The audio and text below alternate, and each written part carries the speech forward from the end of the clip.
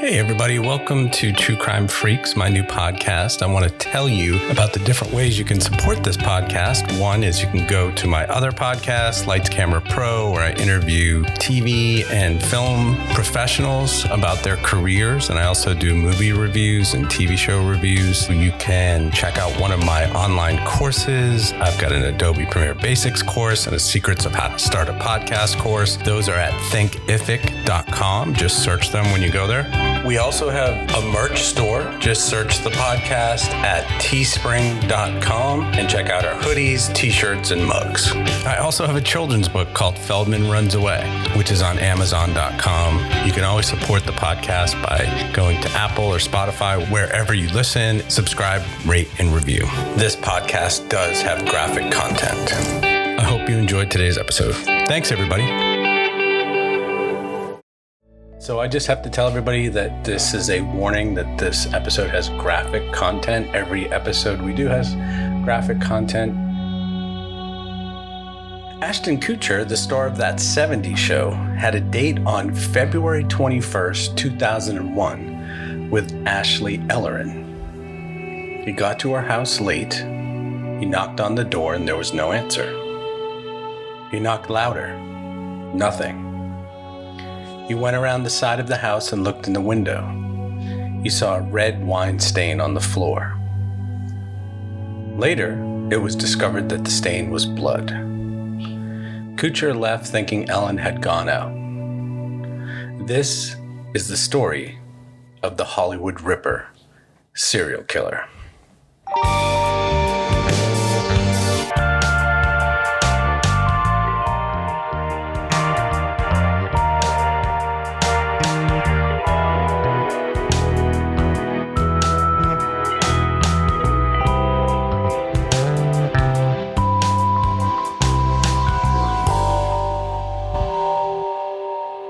Michael Gargiulo is his name, the Hollywood Ripper, also called the Chiller Killer and the Boy Next Door Killer.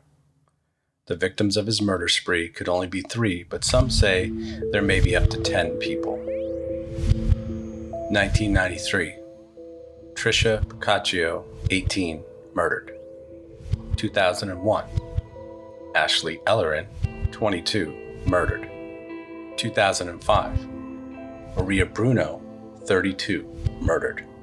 2008, Michelle Murphy, now 37, attempted murder. She got away. According to the Chicago Sun-Times, Gargiulo is a native of Glenview, Illinois, where he may have stabbed his neighbor, 18-year-old Trisha Picaccio, to death on her back doorstep. Her body was found by her father the next morning on August 14, 1993. Gargiulo moved to Los Angeles in 1998, allegedly to escape the scrutiny of police in Illinois, and committed 2 murders and an attempted murder in Southern California between 2001 and 2008. The murder of Trisha Picaccio, 18 years old, 1993. According to Chicago Magazine, between 1 and 2 a.m., someone approached the petite 18-year-old girl, twisted her left arm so hard it snapped, and then plunged a knife into her 6 times on the stoop of the side door to her home. Trisha Picaccio had been stabbed in the heart, the lung, the abdomen, the arm, collarbone, and the back. Rick Picaccio, her father, found her slashed, blood-spattered body the next morning. He was coming out to walk the dog. What I first saw were her 2 little tennis shoes sticking up, he said. He fell to his knees that day and screamed. Diane Picaccio, her mother, blacked out. Both parents were taken to a hospital in shock. How horrible to find your child murdered. And 18 years old. This should never happen. This is the heartbreaking and obviously devastating situation for their parents.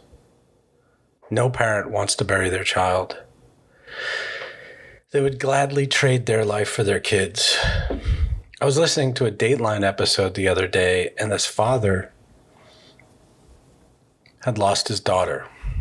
Every day, several times a day, he played her voicemail just to hear her voice. These murderers who kill innocent people have no idea the damage that they create to families forever. They obviously don't care. Some of them don't even have the capacity to care or have compassion. But I have seen in some court cases where the killer starts sobbing because he's confronted by a family member. But most killers just stare straight ahead because they can't feel emotion, whether they're a psychopath or sociopath. Michael Gargiulo says he was repeatedly abused growing up by his parents and his siblings, so he would be a sociopath. And the amount of rage that this guy has, these murders are extremely vicious and violent. It's just awful.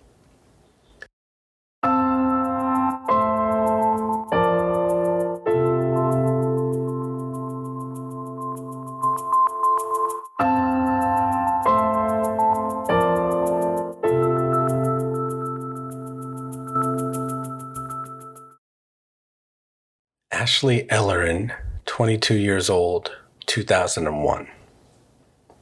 Ashton Kutcher's date. According to Chicago Magazine, having moved from Northern California to her Hollywood bungalow within the walking distance of the Kodak Theater and the Walk of Fame, hoping for a career both creative and glamorous at the Fashion Institute of Design, Ashley Ellerin had an amazing life ahead of her.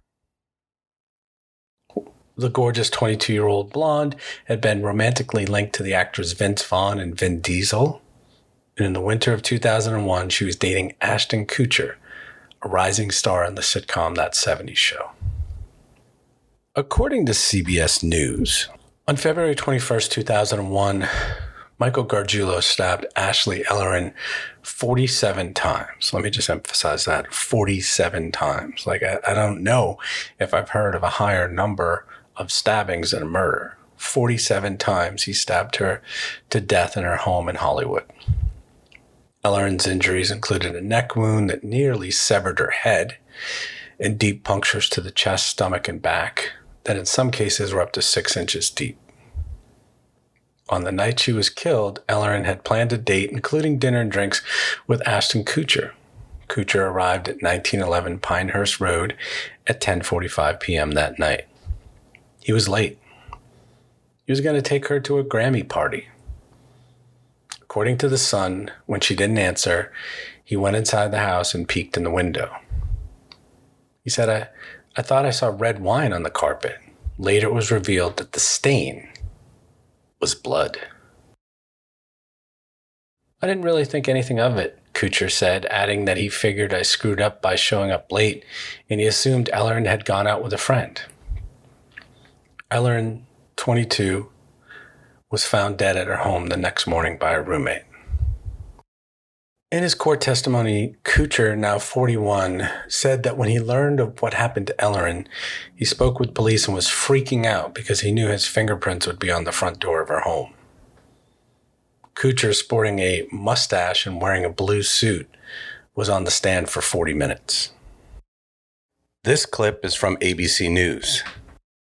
Kutcher, appearing on the stand Wednesday sporting a mustache and dressed in a blue suit, describes the night 18 years ago when his friend and romantic interest, Ashley Ellerin, was stabbed 47 times. Kutcher says the two had plans to meet for a drink that evening, but when Ashley didn't answer his calls, he swung by the house and tells the jury, I knocked on the door, there was no answer. Knocked again, and once again, no answer. He adds, at this point, I pretty well assumed she had left for the night and that I was late and she was upset. Ashton testifies that when he went to Ellerin's house, all the lights were on, adding, it was a little bit of a mess. I saw what I thought was red wine spilled on the carpet, adding, I didn't really think anything of it.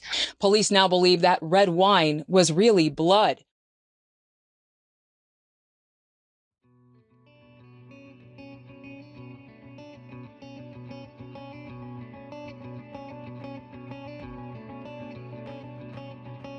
Plumber Michael Gargiulo, 43, is on trial at the Los Angeles Superior Court for the murder of Ellerin and two other women, Trisha Picaccio and Maria Bruno, as well as the attempted murder of another, Michelle Murphy, now 37, The Sun reported. Gargiulo was arrested in 2008. He pleaded not guilty. In a previous hearing in the case, District Attorney Dan Ackerman told the jury that Gargiulo had led a double life as a killer. Ackerman said, "What you will hear is that Michael Gargiulo for almost 15 years was watching and waiting. His hobby was to wait for the perfect opportunity to attack women in and around their homes." Gargiulo's defense lawyer, Dan Nardoni, has previously claimed in court that Ashley had consensual sex with another man hours before she was brutally murdered. The next morning, according to 48 Hours, Ashley was found by her friend Jennifer DeSisto. Ashley was blue and covered with blood, she said. "I called 911 on my cell phone. It still traumatizes me to this day," Jennifer said. Large amounts of blood in Ashley's body. Someone was very angry. "One of the worst scenes I've ever seen," Detective Tom Small said.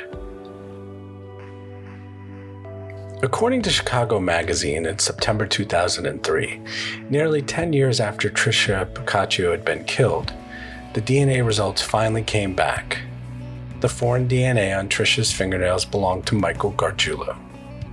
Still, Tom Small, a detective lacking any DNA evidence from the Ellerin crime scene, felt he could not charge Gargiulo. I know we haven't gotten to Maria Bruno yet, but this guy definitely killed Trisha and he definitely killed Ashley from all the evidence that we have. But once again, as we see in the justice system, there just isn't enough physical evidence to convict. DNA under the fingernails could be from some sort of contact.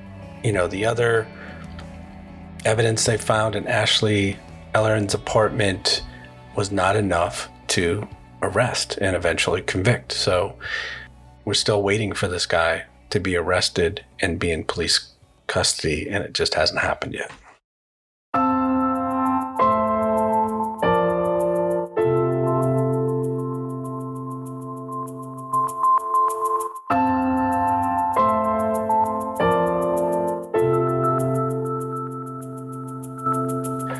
Maria Bruno, 32, 2005. According to Chicago Magazine, on December 1st, 2005, Gargiulo stabbed his neighbor to death at her home in El Monte, California. She was stabbed 17 times. A mother of 4 who had recently separated from her husband, Bruno was seemingly starting a new chapter of her life. She had chosen to move into the apartment building specifically because of its security, according to 48 Hours. Investigators said her killer, known for stalking and slashing women, climbed in through the kitchen window. At the time of her murder, her estranged husband, Irving, had custody of her children. He was the one who found Bruno's body, which was horrifically mutilated, according to AB7 in Chicago. Okay, so according to Detective Mark Littlefield, who was on the show 48 Hours, Maria was in many violent fights with her ex. Once her ex even punched her in the face. She had moved to this building because it was secure and it had a gated entrance. Michael got in through the kitchen, and the only thing he left was one surgical blue cotton bootie. But the bootie had a drop of blood on it. It was Maria's blood. According to 48 Hours, prosecutor Dan Ackerman said in court, Maria Bruno was stabbed to death in her El Monte residence. Maria Bruno's body was discovered by her estranged husband, Irving, who called 911. Irving to 911. There was a pool of blood. Irving to 911 again, crying. "I'm looking at her right now. She's dead. She just barely moved here about less than a week ago." Gargiulo lived right across the way. He would always watch the women that he murdered. He lived usually within a few hundred feet of them.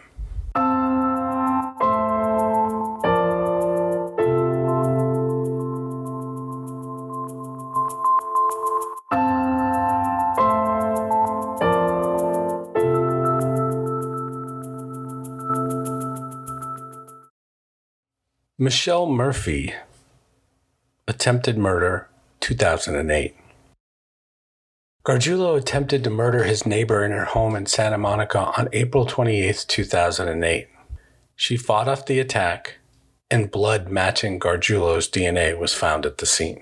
According to the Daily Mail, the Hollywood Ripper's only survivor tells how she awoke naked to find the attacker stabbing her with a serrated knife before she grabbed the blade. She was only 5'1" and Gargiulo was 5'11" and a boxer. How did this woman save herself? She kicked him off her and ran out of the room. She came charging back at him and he said he was sorry. He ran from the scene after that. She never saw his face. Murphy immediately called her boyfriend, who called 911, and then the police called Michelle. Here is the 911 call from 48 hours. Okay, what is your name? The fire department is already on the way and we're on our way. What does this person look like? He's definitely not me after like a long sleep, like chapter kind of thing. Everything's in dark. Okay, you don't know how big this guy was. How tall he was? Maybe so, I don't know, like 5'11" or something. According to the Daily Mail, Michelle Murphy, 37, claims Michael Gargiulo stabbed her 7 or 8 times as she grabbed the serrated knife with both hands to try to stop him during the 2008 attack, she told a Los Angeles courtroom. During the frenzied attack at her Santa Monica apartment, Murphy testified that she screamed at her attacker, "Why are you doing this?" But he said nothing until he ran out the door of her apartment and said, "I'm sorry," before she was gone. How did this woman do this? How did she get away from him? She was half his size. It's kind of like when a mother, sees a child get stuck under a car and they can lift an actual car. This woman was fighting for her life. She is amazing. She got away. Not that anyone should ever be in this situation, but she actually grabbed a serrated knife and fought back. I mean, some people, maybe even myself, because I've never been attacked with a knife, would be in such fear or shock that they would just freeze. But she actually had the sense to fight back, grab the knife, and then use both her feet to kick him off of him and get out of the room. I'm so happy that she survived. I wish that more men and women had training so that they could get away from situations like this. But I don't know how she knew how to do this, but it's so amazing that she did. And it's so great that she got away. According to the LA Weekly, Gargiulo was arrested by the Santa Monica Police Department on June 6, 2008. On July 7, 2011, the Cook County State's Attorney charged Gargiulo with first-degree murder of Trisha Picaccio. Although Gargiulo is charged in the 2 California murders as well as the Picaccio murder in Illinois, police have not linked him to any other murders. Gargiulo allegedly told authorities in the Los Angeles County Jail that just because 10 women were killed and his DNA was present does not mean he murdered anyone, leading investigators to believe that there are more victims. This was reported by the Chicago Sun-Times. According to CBS News, media in Los Angeles dubbed Gargiulo the Hollywood Ripper, as well as the Chiller Killer. Gargiulo was held at Los Angeles County Jail while awaiting a capital murder trial. After delays, his trial began on May 2, 2019. In May 2019, actor Ashton Kutcher testified about the crimes. CBS News also reported on August 15, 2019, Gargiulo was convicted on all counts. He faced either a death sentence or life in prison without the possibility of parole. Once he is sentenced, Gargiulo faces extradition back to Illinois to face the first-degree murder charge relating to Trisha Picaccio. On October 18, 2019, a jury recommended the death penalty for Michael Gargiulo after several hours of deliberation. According to the LA Daily News, Michael Gargiulo was convicted on August 15, 2020 of 2 counts of first-degree murder for the February 22nd, 2001 slaying of Ashley Ellerin in her Hollywood bungalow, and December 1st, 2005 killing of Maria Bruno in her El Monte apartment. According to 48 Hours, a woman saw the Hollywood Ripper episode of 48 Hours and said she heard Michael brag about killing a young woman in Chicago. He was later charged with Trisha's murder.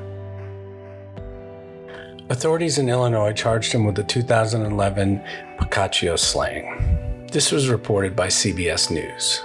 Who is Michael Gargiulo? And why did he kill these women so viciously? Throughout much of his 2019 trial, prosecutors described Michael Gargiulo as a predator who lived near his victims, targeting women he found attractive. A serial killer with a sexual bent. Gargiulo, who became known as the Hollywood Ripper, was convicted in August of the murders of the 2 women and the attempted murder of a third. Prosecutors detailed an elaborate preparation and research that preceded his crimes, including a pattern of stalking.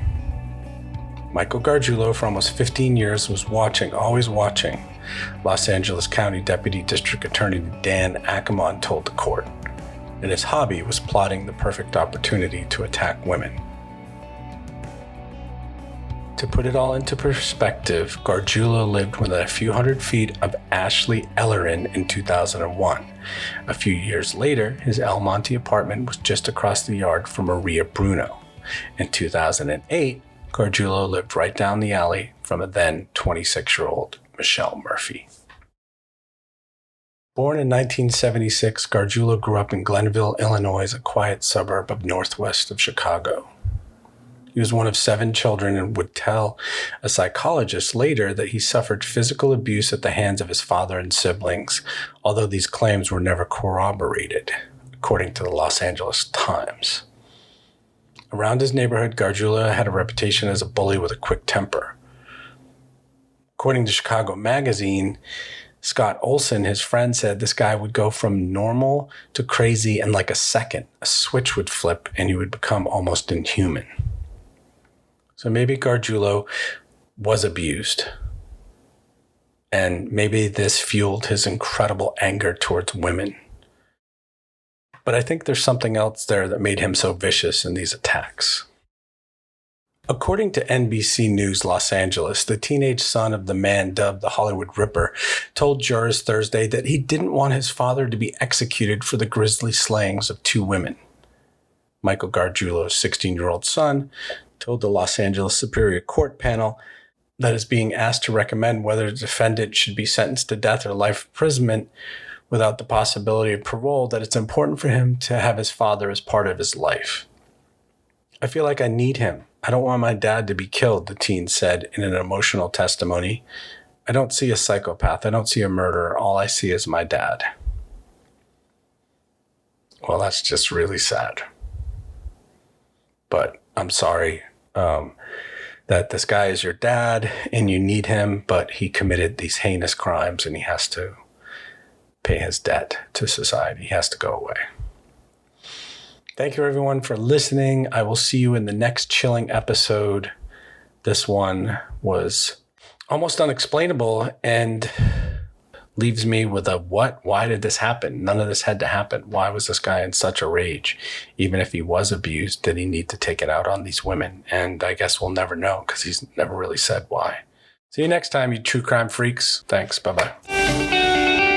Hey, everybody. Welcome to True Crime Freaks, my new podcast. I want to tell you about the different ways you can support this podcast. One is you can go to my other podcast, Lights Camera Pro, where I interview TV and film professionals about their careers. And I also do movie reviews and TV show reviews. You can check out one of my online courses. I've got an Adobe Premiere Basics course and a Secrets of How to Start a Podcast course. Those are at thinkific.com. Just search them when you go there. We also have a merch store. Just search the podcast at teespring.com and check out our hoodies, t-shirts, and mugs. I also have a children's book called Feldman Runs Away, which is on Amazon.com. You can always support the podcast by going to Apple or Spotify, wherever you listen, subscribe, rate, and review. This podcast does have graphic content. I hope you enjoyed today's episode. Thanks, everybody. Thanks to Joseph McDade for the music. I will see you next time in the next chilling story on True Crime Freaks. Thanks for listening, everybody. Have a great day. I'm Sean Ventura. Take care.